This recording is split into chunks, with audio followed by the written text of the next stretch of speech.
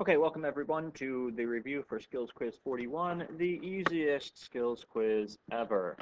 We are going to be doing a series of skills quizzes starting with 41 about solving equations. We are starting with one-step equations, and I cannot make these much easier. Feel free to think that this is a joke and turn off the video right now if you know everything, except I think that some of you might have a little bit of an issue with question 5, so you might want to pay attention.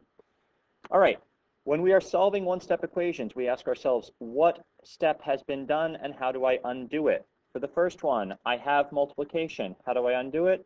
I divide by that same number. This was times 6. I divide by 6. Those are inverse operations.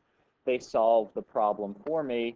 And my answer is t equals 11 over 6.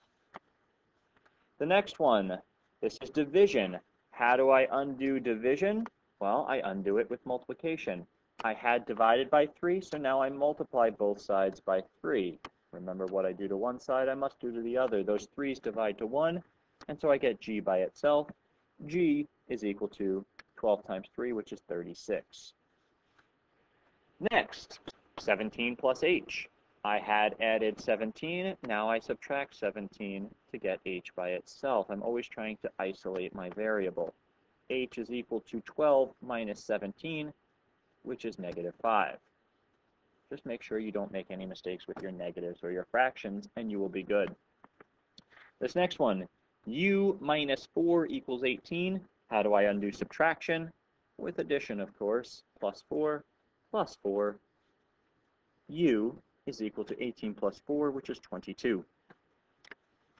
Finally, the square root of y is equal to negative 3.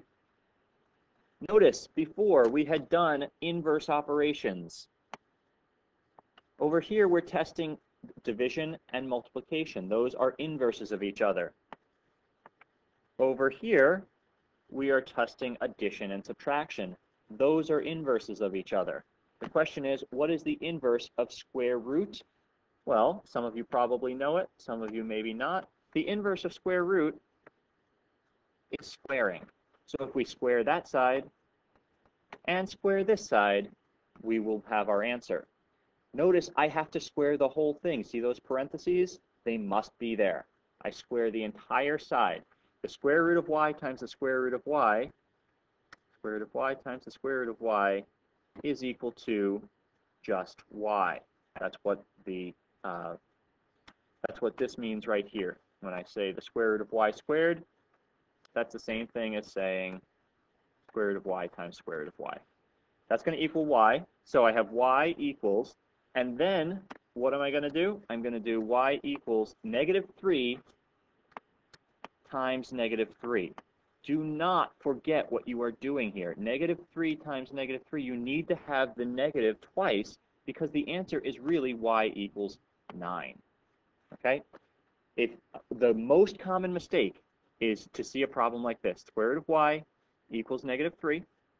I am then going to square each side, and look what I have. I have y equals negative 9. This is completely wrong because you are actually putting parentheses around everything and then squaring both sides. Negative 3 times negative 3 equals 9. That's it for this video. I am done.